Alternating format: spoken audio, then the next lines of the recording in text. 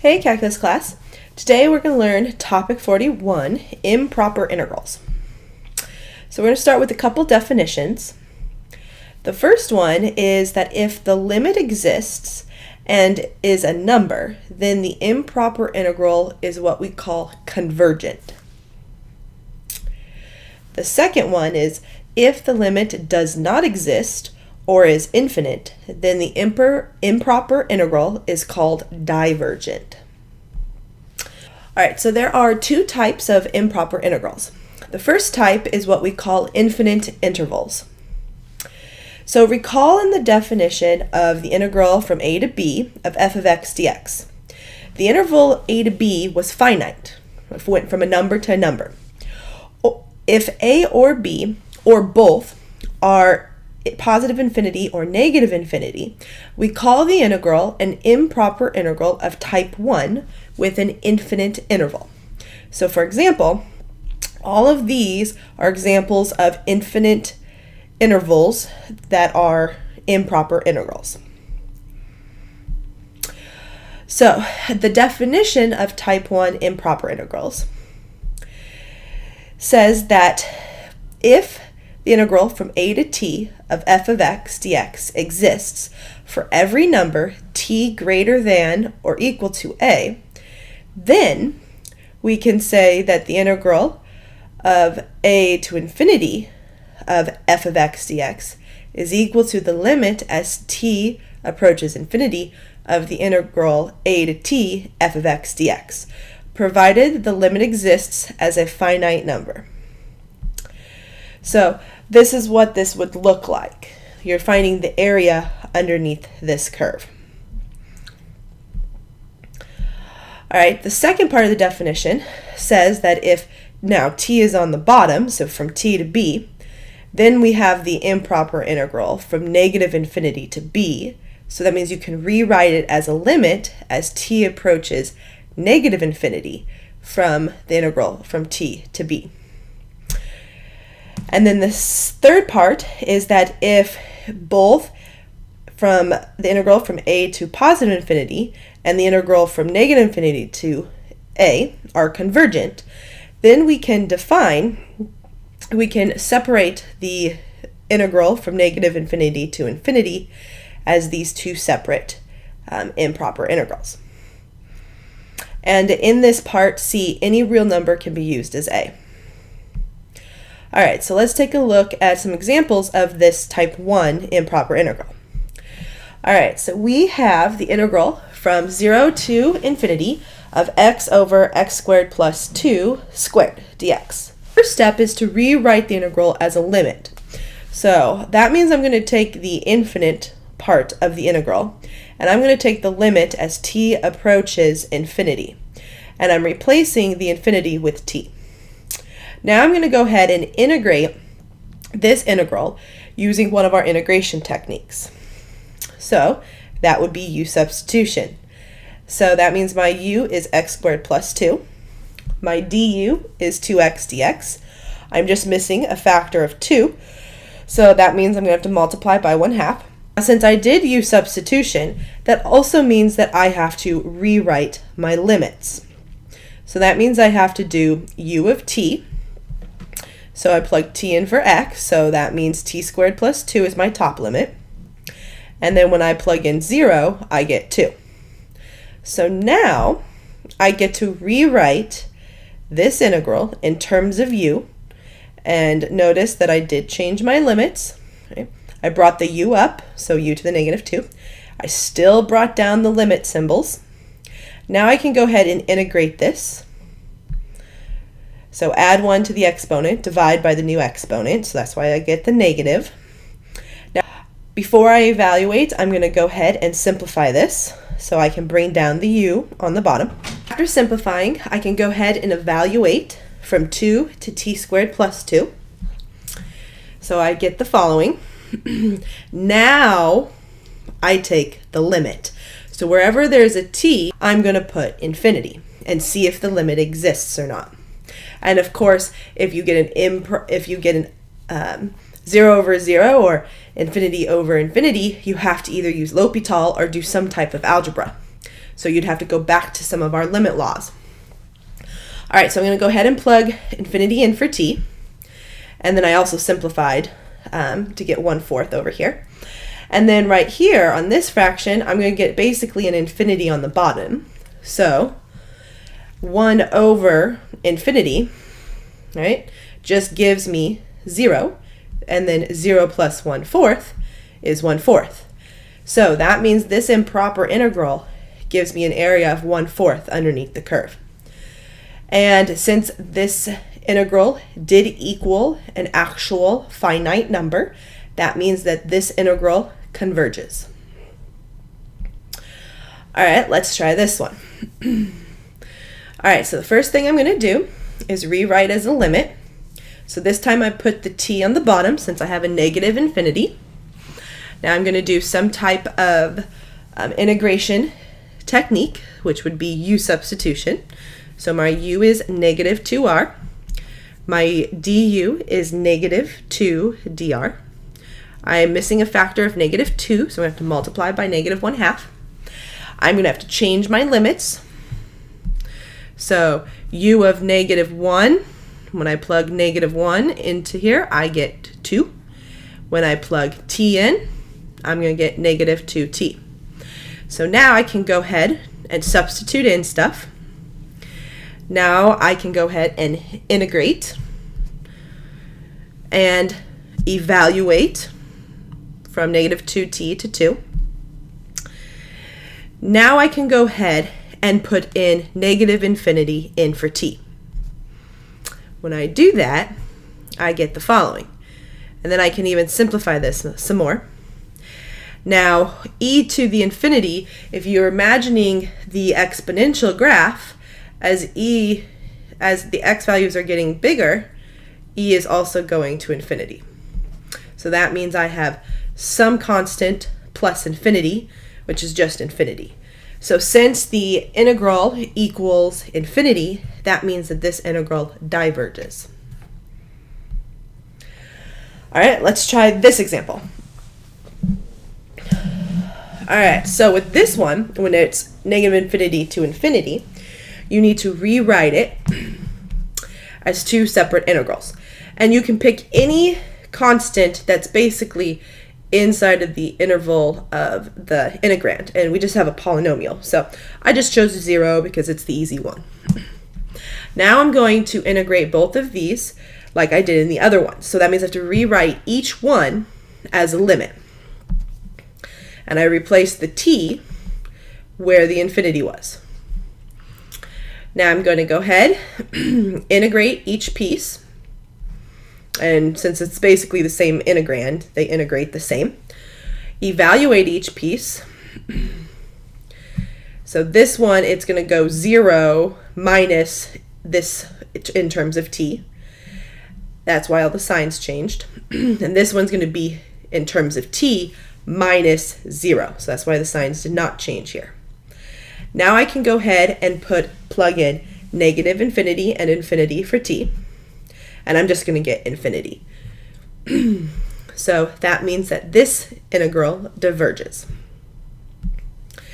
Note, if one of the limits diverges, then the entire limit diverges. If this happens, you don't have to evaluate both limits. So what that means is if I was going to put in negative infinity into here, I'm going to get infinity plus infinity, which just gives me infinity. So I don't even have to worry about this one. All right, the second type of improper integral is what we call infinite integrands. So coming back to our typical definite integral, the function f was bounded on the closed interval.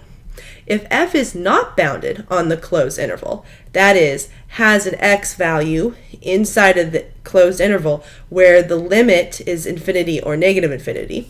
So that means that we've seen some of these in our practice problems from the book, and typically we just say undefined or does not exist. Now we have a method to go ahead and actually evaluate it.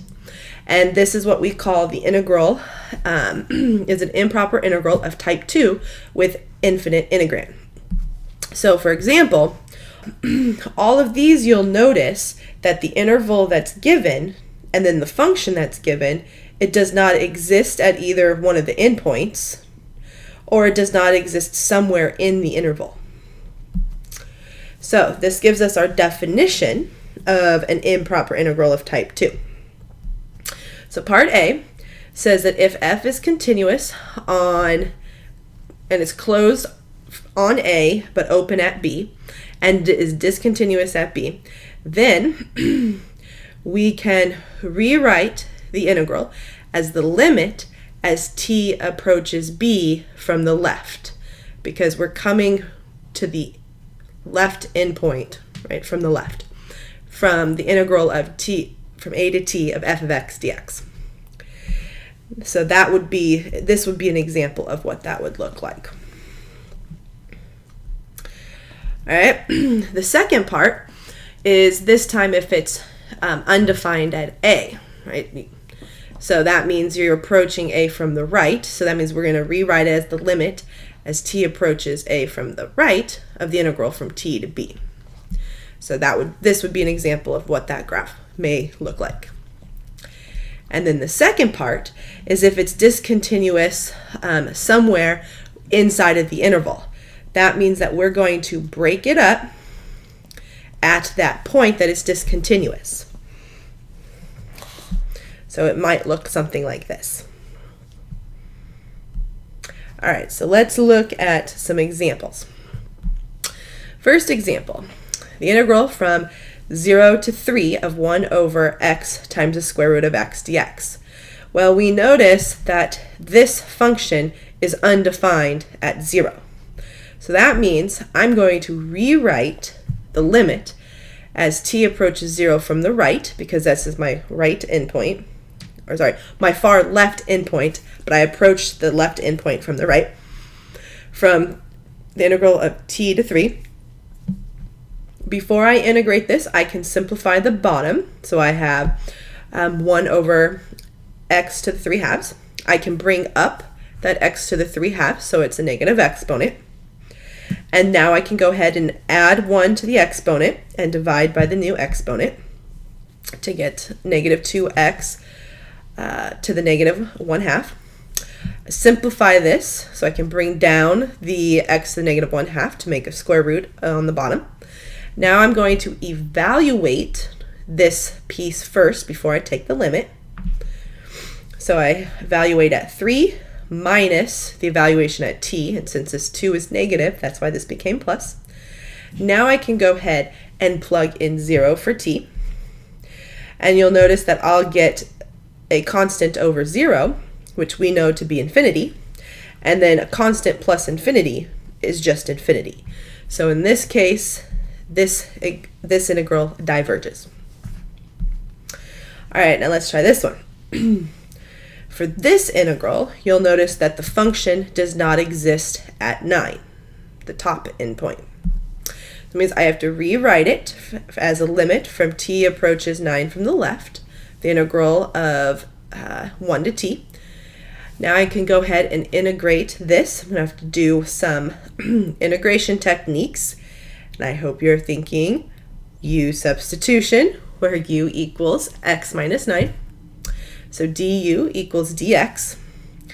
And since I'm using u substitution, I have to change my limits.